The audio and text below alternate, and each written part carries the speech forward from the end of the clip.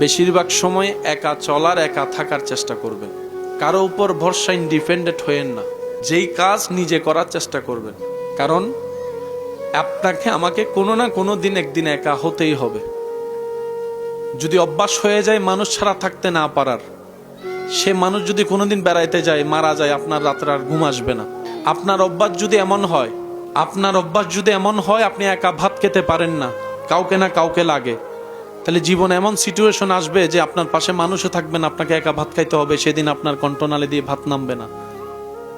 দুনিয়াতে বাঁচতে গেলে সর্ব বিষয়ে প্র্যাকটিস থাকা উত্তম। এমন কোনো বিষয় আপনার জীবনে রাখবেন না যেটা আপনার না থাকলে, না পেলে আপনাকে ভেঙে দিবে, মন খারাপ করে দিবে।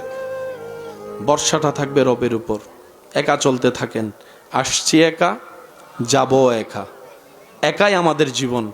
আর কোনো বান্দা যদি আপনাকে জিজ্ঞেস করে তুই একা চলিস কেন, আপনি উত্তরে দিবেন আমি একা চলি না, আমার রবের রহমতের ছায়া নিয়ে চলি। সুবহান। তোরা দেখছিস আমি একা, কিন্তু আমার মন দেখছে আমার চতুর্দিকে আমার রব্বুল আলামিনের রহমত আমাকে জড়িয়ে ধরে আছে। বলেন সুবহানাল্লাহ। আল্লাহ